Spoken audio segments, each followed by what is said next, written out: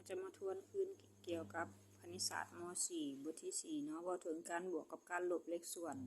บทเรียนตัวนี้จะมี3ข้อหลักๆเนาะจะเกี่ยวกับการคิดไล่จะมีการบวกลบคูณคือการซอกหา LCM และก็การซอกหาเลขส่วนคูณต่างกัน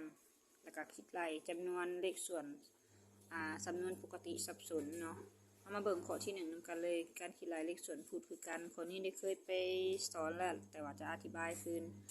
เลขส่วนพูดคือกันเหม็นเราจะเอาเลขส่วนทั้งสองอันเขียนพูดไว้เทียเดียวเนาะตัวอย่างมันมี a ส่วน b บวกหรือว่าลบ c ส่วน b พูดมันคือกันเราจะเขียน b มาเทียเดียวจากนั้นแล้วเราจะเอาทั้งเทิงมาบวกลบกันเลยเนาะอันนี้ก็คือสูตรของมันให้แต่ละคนไปจือเลยต่อมาเบิ่งวิธีการคิดไล่เนาะข้อที่1 2x ลบ x ลบ2ลบให้ x ส่วน x ลบ2อันนี้พูดของเราเหม็น x ลบ2คือกันเลยฉะนั้นเวลาแก้เลขเราก็เขียน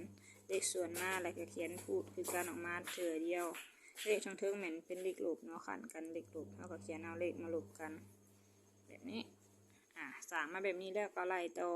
2x ลบให้ 1x 2x ลบ 1x คำตอบก็จะเหลืออยู่ 1x เนาะทั้งลุมก็จะเป็น x ส่วนx ส่วนให้ x ลบ2 x ตัวนี้กับ x ตัวนี้จะคัดกันมาได้เนาะเพราะว่าทั้งลุมมันเป็นเลขลบอยู่ขันกลางอยู่ฉะนั้นลบกันมาได้กับป้าแบบนี้เลยอันนี้มันข้อหนึ่งข้อที่2 a ส่วน a ลบ b ลบให้ b ส่วน a ลบ b ทั้งหลุมมันมี a ลบ b คือกันฉะนั้นเราจะเขียน a ลบ b ไว้แบบนี้ก่อนจากนั้นเอาทั้งเทิงมาลบกันทั้งเทิงเป็น a ลบให้ b